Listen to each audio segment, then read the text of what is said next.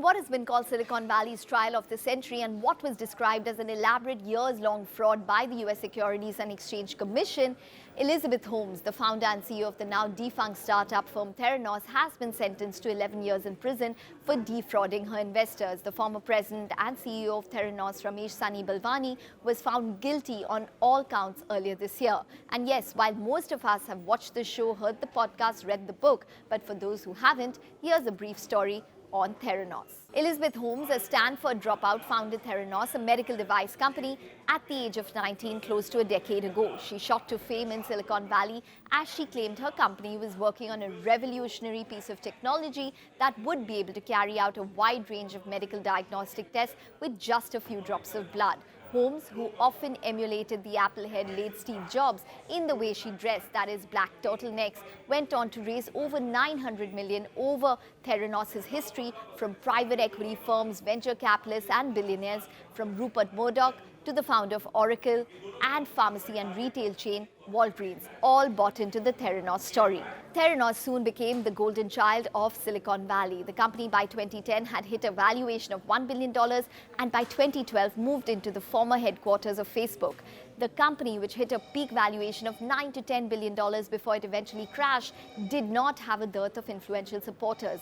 Besides big investors, the company had stalwart George Shultz, former Secretary of State Henry Kissinger, former Defense Secretary William Perry, Jim Mattis, former Senator, ex-CEO of Wells Fargo, all on its board. So what went wrong with Theranos?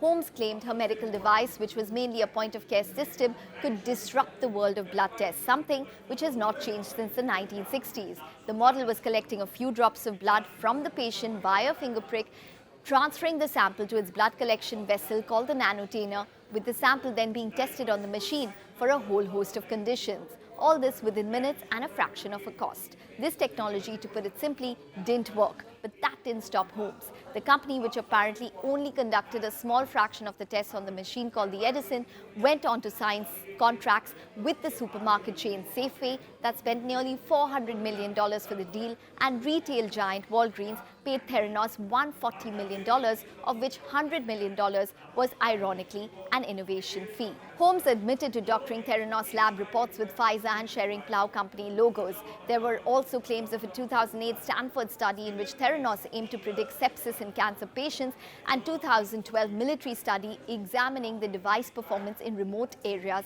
of Africa. Things began unraveling by 2015 when Wall Street Journal famously exposed how Theranos' technology did not work. By 2016, a study authored by 13 scientists appeared in the Journal of Clinical Investigation, where it stated the company's blood test result was outside their normal range 1.6 times more than any other testing services, and 68% of lab measurements showed variability, and lipid test results were inconsistent with other clinical services. By 2016, Theranos shut down its clinical lab and wellness centers and eventually shut shop in 2018 September. By 2016, Holmes' net worth had fallen to nothing, and by 2018, apparently American business and government leaders lost more than $600 million in their private investments in Theranos, with the likes of Murdoch, who is also the owner of Wall Street Journal, losing over $100 million on his investment. Holmes is another cautionary tale which captures the adage, if it is too good to be true, it probably isn't.